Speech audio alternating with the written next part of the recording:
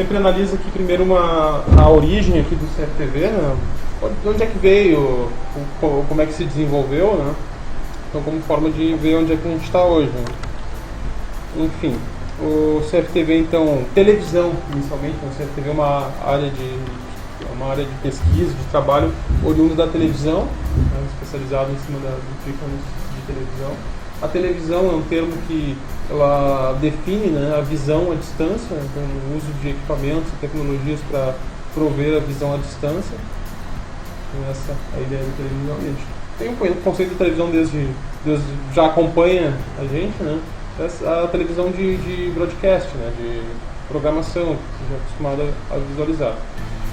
Mas um circuito fechado de televisão, então, ele engloba, né, a aplicação dos conceitos, né, de visualização à distância para aplicações específicas, sejam elas de segurança, de controle de processos, de verificação, de análise, enfim, mais diversos tipos de aplicação. O circuito fechado, né, não está restrito somente à segurança, tem muitas outras áreas, né, a própria pesquisa, próprio acompanhamento de rodovias, enfim, produção, maquinário, controle à distância, né? Hoje em dia já inclusive até a agricultura, né, já utiliza conceito de automação, né? Onde tem máquinas, né, que podem fazer seu trabalho controlado remotamente e ser acompanhado isso através de câmeras, ser controlado através de telemetria, enfim, né? Não existe mais limite, né, para a aplicação, né? Então, vai da capacidade de investimento. Bom, claro, né, que o mercado mais emergente, né, o que está mais em visão é o de segurança, né, que devido a toda a necessidade, a própria necessidade de segurança do ser humano, né, que é uma das principais, né, alguns teóricos dizem, né, que a segurança, né, estaria no segundo patamar, né, das necessidades mais importantes, né, só perde ali em termos de importância para necessidade fisiológica, né, alimentação, respiração, enfim, aquilo que é indispensável para a gente sobreviver. A segurança ali num nível próximo, né, muito antes de outras questões, né, que às vezes a gente julga que são mais importantes, né, mas na verdade para nós a sensação de segurança é mais importante, né, desde segurança, seja segurança física, né, contra ameaças, né, mesmo segurança financeira, segurança de situação de estabilidade, enfim, é toda uma situação que faz parte, né, do ser humano. Bom, então alguns conceitos históricos aí, né?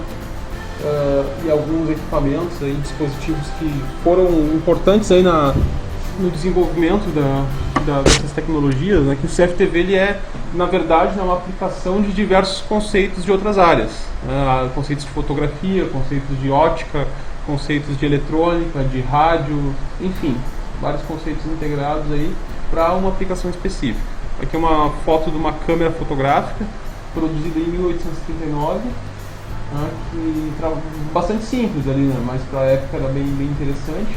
Nos empresta aqui o conceito de lente, né, que a gente aproveita aqui no CFTV, conceito de filme também, né, o conceito do obturador ali para fazer a entrada de luz na câmara escura da câmera, né. Então, algumas coisas interessantes para a gente analisar, né, que tudo faz parte do processo, né, de uma forma ou de outra tudo ajudou, né, para chegar onde a gente está.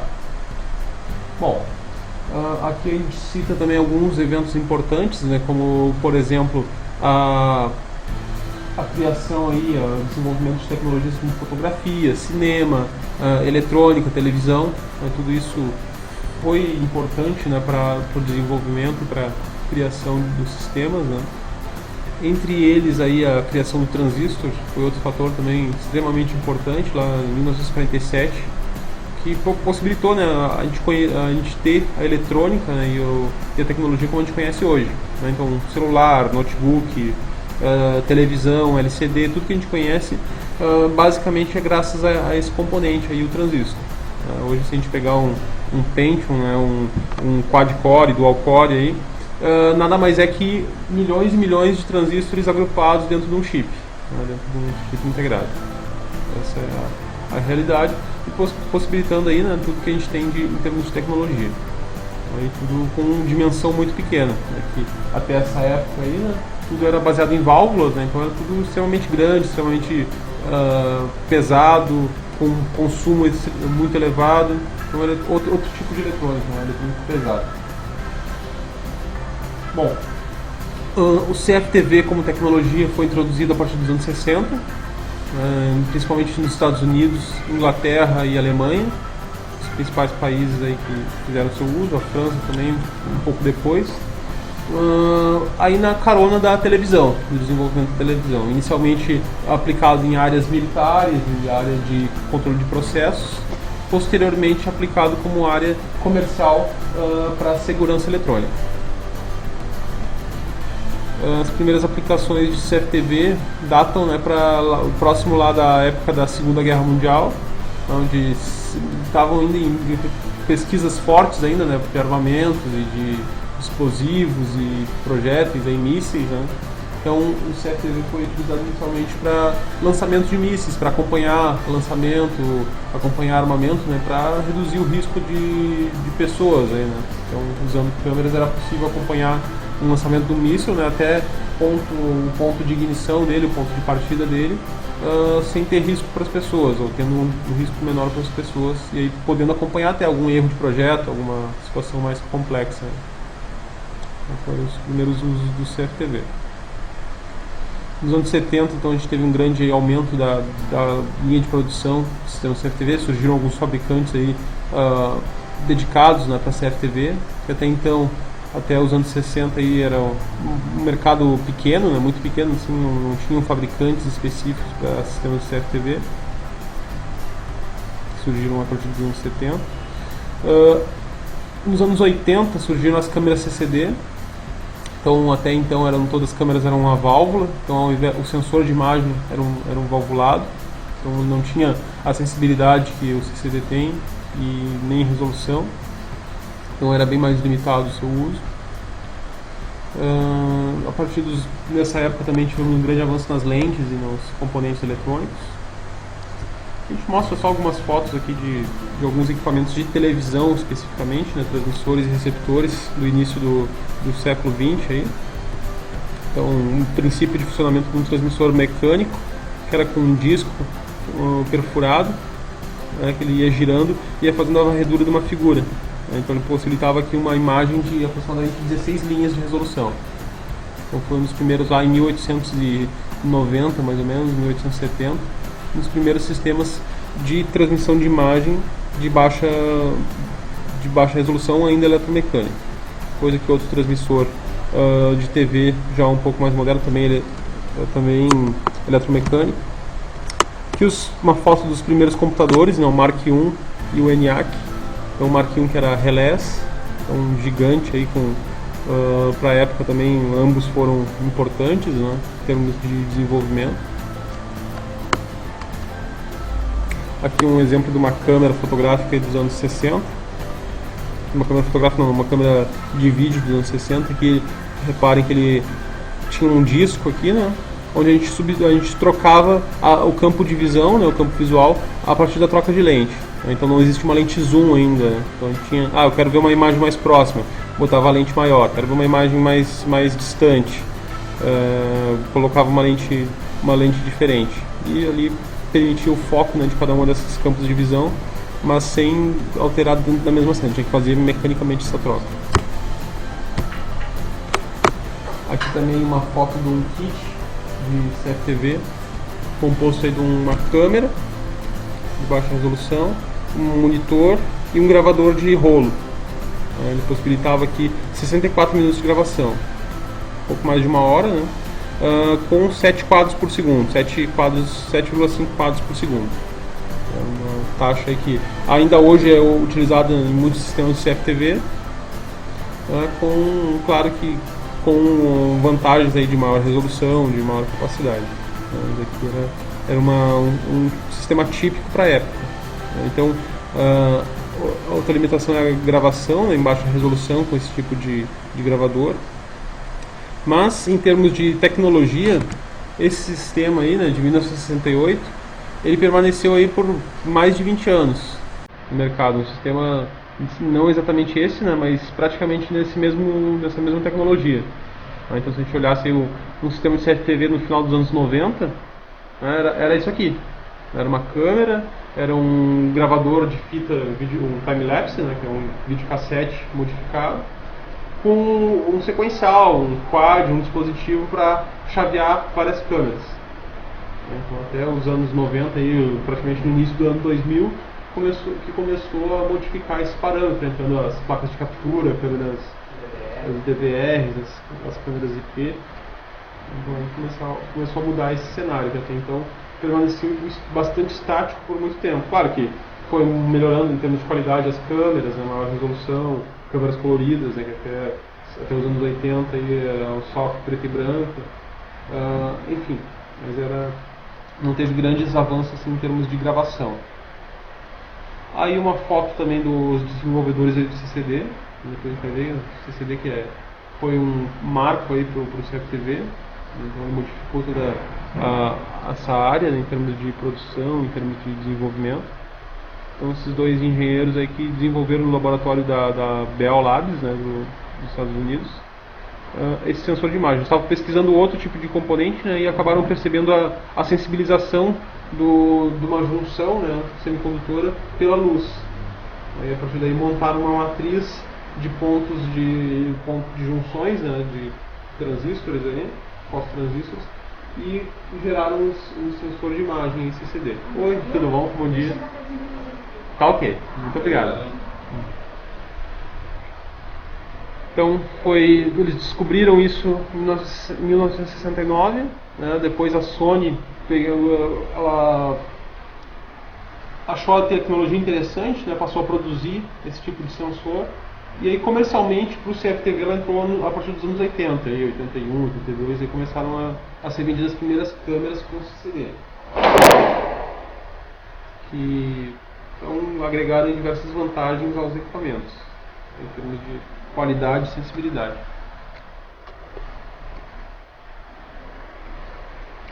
Os anos 90 então foi a década analógica do CFTV, ou a última década totalmente analógica.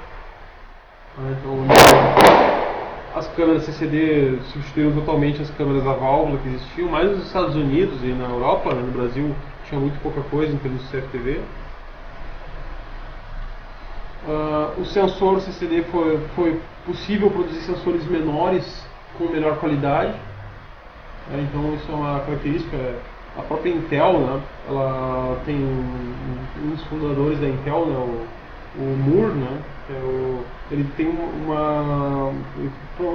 fez uma prospecção assim, em termos de tecnologia, né, que a cada 2 anos, mais ou menos, a tecnologia de produção de componentes microcontrolados, né, microprocessadores e componentes baseados em CIs, né, ela dobra em termos de tecnologia e cai a metade do preço.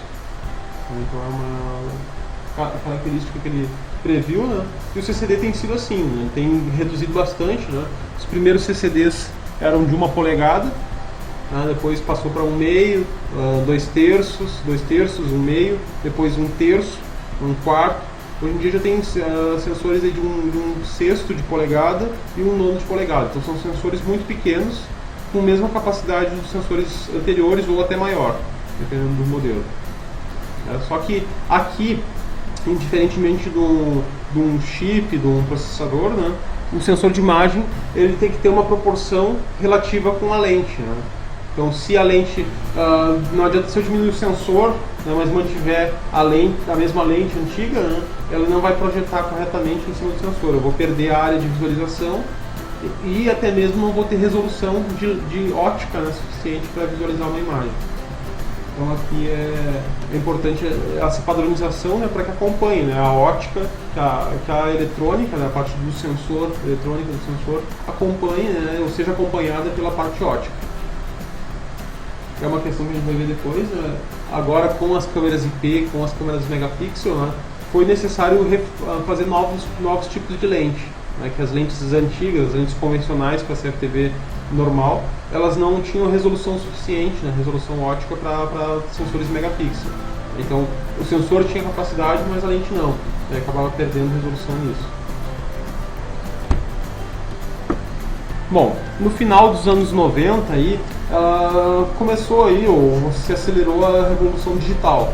A própria informática, a própria entrada da internet e de outros fatores, né? A própria eletrônica em si, em termos de equipamentos portáteis e equipamentos de eletrônicos de maior capacidade.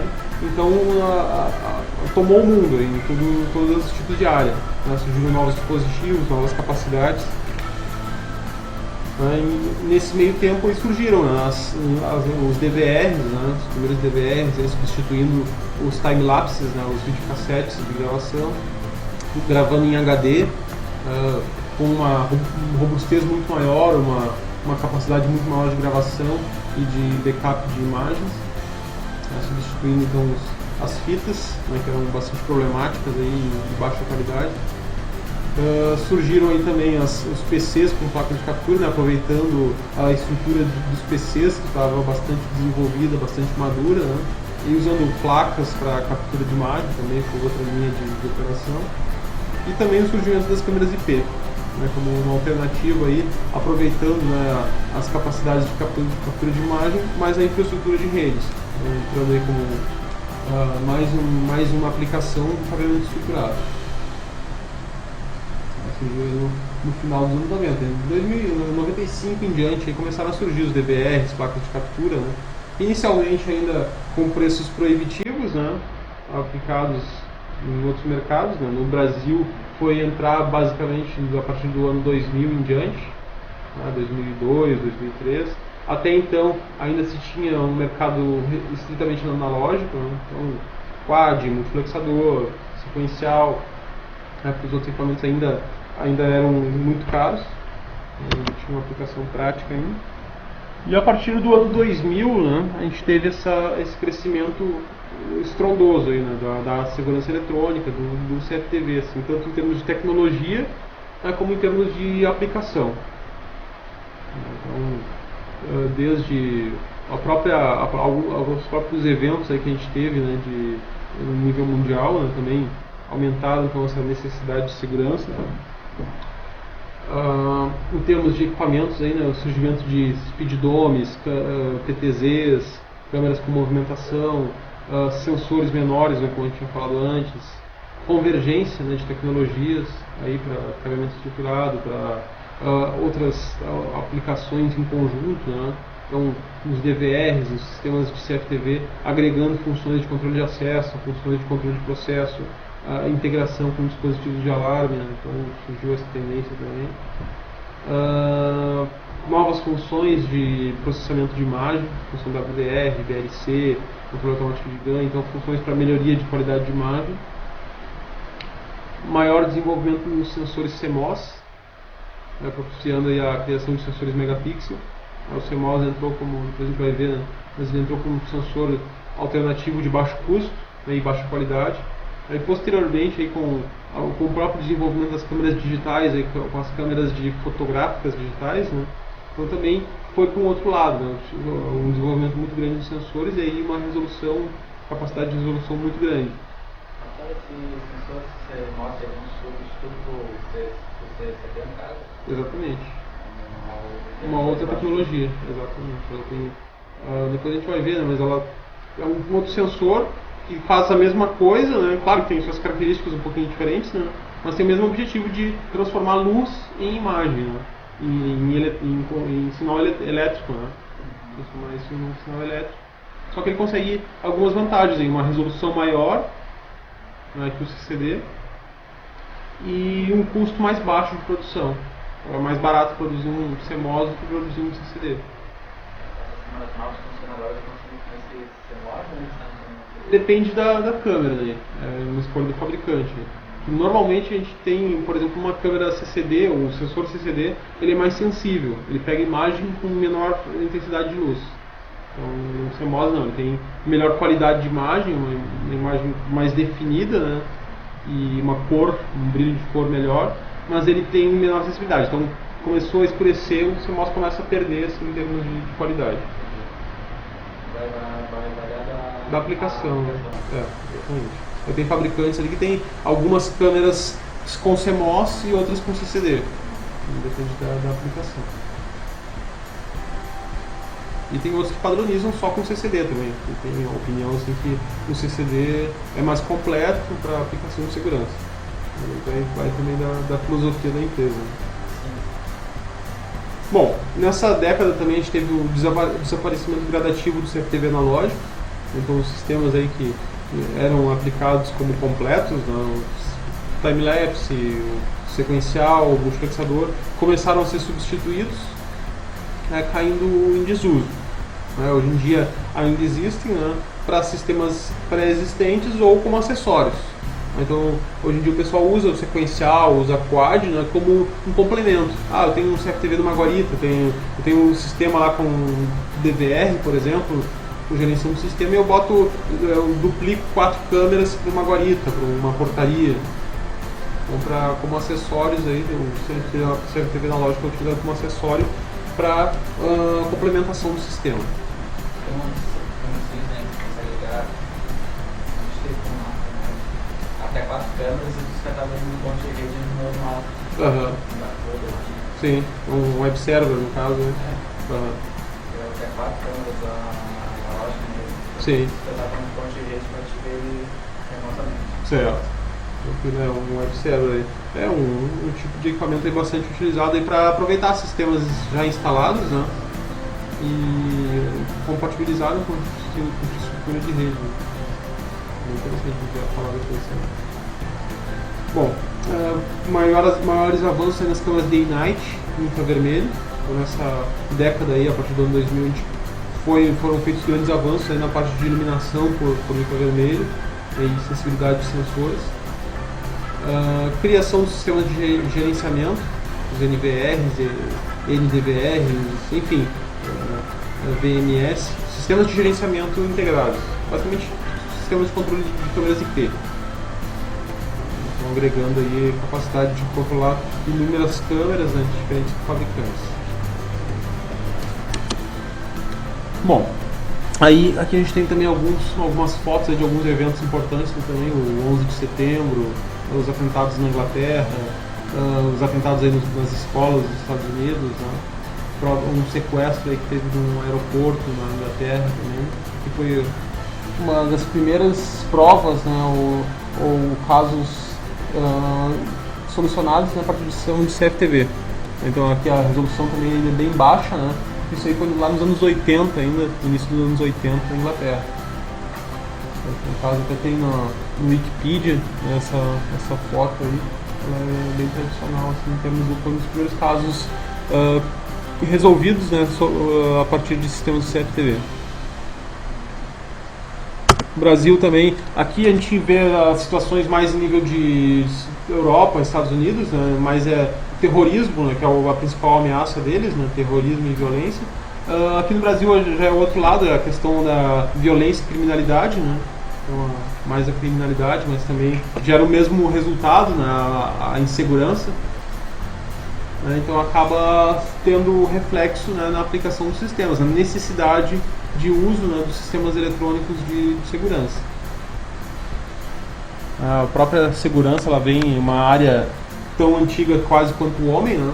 Então, desde que o homem começou a se juntar em sociedade, né? Então por que ele se juntou em sociedade? Fica mais fácil de proteger um grupo, né, do que o pessoal espalhado, as pessoas espalhadas.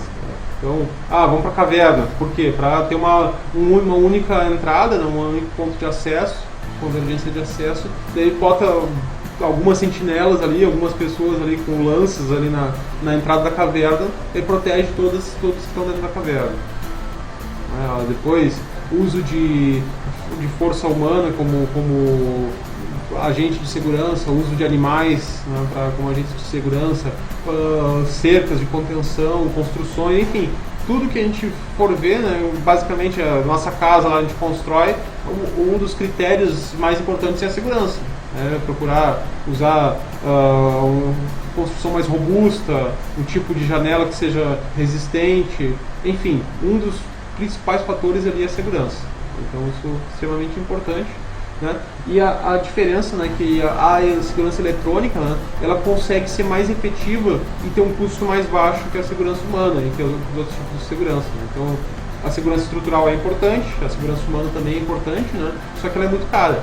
Aí nem todo mundo tem condições de contratar um segurança para ficar monitorando a sua residência, monitorando a sua empresa.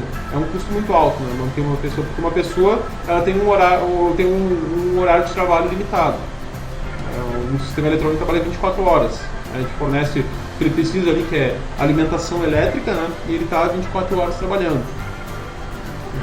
Tem um custo mais baixo. Claro que ele não trabalha, ele depende de outros fatores, aí, na manutenção, depende da coordenação, da supervisão, né, extremamente importante, né, mas não, ele trabalha ininterruptamente, né, na forma de sensoriamento e em outras formas de detecção, né, que a gente vai ver. Então, proporcionando aí uma aplicação, né, de baixo custo, né, normalmente de baixo custo, em termos de benefício proporcionado. Então, dentro disso, né, essa produção, né, maior necessidade, maior nível de compra dos equipamentos, ocasionou uma maior produção por parte dos fabricantes, então mais fabricantes entraram no mercado. Da mesma forma, esses fabricantes começaram a produzir mais, então barateando o custo assim, dos equipamentos, surgindo novas tecnologias, entrando outros fabricantes, novas tecnologias. A própria China, aí, por um lado, tem os seus lado bom e lado ruim, né? A entrada desses mercados, ela foi bom e ruim para o mercado ao mesmo tempo, né? Em termos de competitividade, aumentou muito a competitividade, tendo uma maior disponibilidade de produtos no mercado. Porém, ela acabou assim, muitas vezes baixando demais o nível de qualidade, eventualmente, né? A China, como é um mercado gigante, como é um país assim, com capacidade gigantesca de produção, acaba muitas vezes, né, tendo todos os tipos de qualidade de fabricação, às vezes os mais baixos, assim, quase inutilizáveis, até equipamentos de excelente qualidade. Então, o pessoal às vezes, é chinês, é ruim. Não necessariamente, depende do equipamento em si, né, do tipo de fabricação. Mas era assim. É.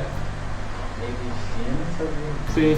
Muitas vezes acontece por quê? Porque o pessoal traz o que é mais barato, né? Então eles importam o que é mais barato, porque o que é de boa qualidade não vale tanto a pena, vai chegar aqui com um preço quase igual a outros equipamentos de outros países, aí, um europeu, um americano, então não vai ter tanta diferença em termos de custo.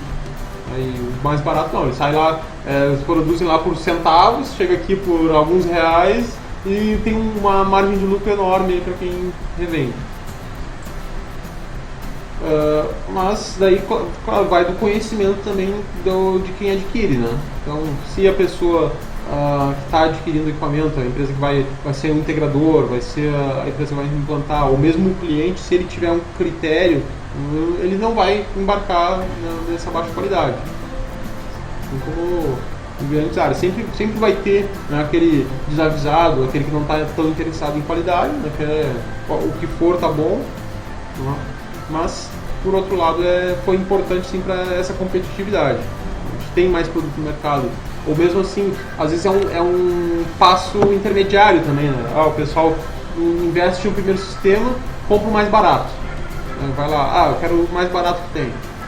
Para mim, eu não conheço nada, é tudo igual, todos os sistemas são iguais. Então eu vou comprar o mais barato. Mas aí depois ele percebe, né, ao utilizar aquele sistema, ele percebe que tem várias questões ali que aquele sistema não vai atender ele. Não vai ter qualidade de imagem suficiente, não vai ter uma confiabilidade necessária, não vai dar uma resposta, né? Então posteriormente ele vai perceber, né, que ele investiu errado. Não, então esse sistema não vai ter condições, não tem como arrumar isso aqui, vamos substituir, pegar um que esteja um nível de qualidade mais adequado. Muitas vezes nesse sentido é interessante a aplicação. Bom, aqui a gente tem alguns dados, né, do início de 2009, já mudou bastante também. Então o Brasil aí contava, segundo dados da ABESE, né, com cerca de 1,3 milhões de câmeras de vigilância no país inteiro. São Paulo aí com 600 mil câmeras. No final de 2009, eu tenho uma reportagem lá no dia do CFTV, no portal, São Paulo já estava com um número estimado aí de 1 milhão de câmeras, cidade de São Paulo. Daí subiu bastante, né? Provavelmente o Brasil aí deve ter chegado aí próximo dos 2 milhões de câmeras para mais, né? aumentando aí bastante o nível de aplicação. Hoje em dia também, a próprio jornal, a gente vai ver um jornal nacional, vai ver algum noticiário, né? Sempre tem um ou outro flagrante, né? Ou mais de um às vezes, né? Flagrante ou de acidente, ou de crime, ou de alguma situação inusitada, né? Então o CFTV está quase que presente em todos os dias aí no noticiário, de alguma forma, né? como ferramenta. Bom, só em termos comparativos, aí, Londres, né? Só a cidade de Londres contava em 2007 com 4,2 milhões de câmeras. Em 2009, a estimativa era em torno de 6 milhões de câmeras. Só na cidade de Londres. É claro que é outro mundo, né? Eles vêm aí desde os anos 60, né, instalando o CFTV, são o berço lá do CFTV para monitoramento de cidades, né, monitoramento urbano. Mas de qualquer forma é um comparativo interessante, que o Brasil tem potencial para crescer mais. O Brasil, com todo esse atraso que a gente tem aqui, já chegando com 2 milhões, tá bom? Isso. E agora tem várias cidades com projetos de instalação de CFTV externo. Exatamente. Várias. Monitoramento urbano. A grande parte já tem, as principais cidades já tem, né? E as pequenas aí estão correndo atrás. Mas também Capacer agora ela está aí, chega em cidades que já funcionando importante. Sim. São 2 momentos, né? Instalar e fazer funcionar. Sempre funciona. Sim. Que complexo, né? Muitas cidades aí implantaram o sistema, mas pegaram empresas sem condições, né? Que não é um projeto simples, né? Tu ter um sistema local numa pequena empresa é uma coisa, né? A mesma coisa é uma residência, né? Uma residência, o próprio usuário ali compra os sistemas ali, coloca os conectores de um jeito ou de outro, funciona. Pluga uma coisa na outra, funciona, né? Mas já um projeto desse é outro nível de aplicação. 2 semanas atrás teve um crime, não, soltaram uma mulher lá na praia, pegou as câmeras do comércio. Sim. Aqui agora que a gente chama. Sim. Não sei se aqui, mas Sou de Porto Alegre. Bom, sabe, essas nossas câmeras de Porto Alegre aí, as primeiras instalações que fizeram, várias foram dedadas. Agora começaram a gastar de botar poste, botar uns postezão aí de 15 metros, eu acho, botando aí, e a câmera lá em cima, daí... Quando começou era uma coisa mal pensada. Sim. Empresas tecnicamente acho que não capacitadas, não tinham mais experiência, né? Sim. E às vezes o investimento é errado também, né? Ao invés de comprar uma câmera anti-vandalismo, a prova de balas, e para esse tipo de aplicação preocupado com a segurança, mas não com a segurança do equipamento. Exatamente. Até é interessante ali na Farrapos mesmo, ali, a gente entrando na Farrapos ali, acho que no sentido centro ali, né, pra Farrapos, né, bairro. Tem uma que a gente não pede ali. Tá quebrada há uns 3 anos aquilo ali. Tá quebrada, tá só os fiozinhos daquele, mas também, qualquer um sobe naquela marquise, um pedaço de pau, dá umas pauladas naquele outro, a gente pega fora. Com pedra mesmo, tá, um cara com uma pontaria mais ou menos ali já acerta a câmera. Então tem que ser um domo mais protegido, tem que ser Então questões assim que às vezes não... O investimento é jogado fora, né, em questão de mal projetado. Paga a câmera o dobro do preço. O dobro do preço, mas vai durar o triplo, 5 vezes o tempo que ia durar aquela. Que vai funcionar. Vai ter uma imagem, não vai estar deixando de operar. Porto Alegre também foi outro erro que fizeram, né? Foi licitar um sistema, instalação, mas não previram manutenção, né?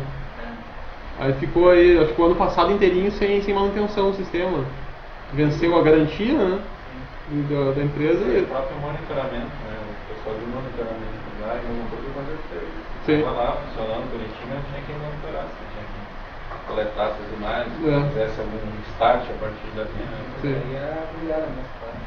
Ela também é agora, né? Eu já não fui pessoalmente lá ainda.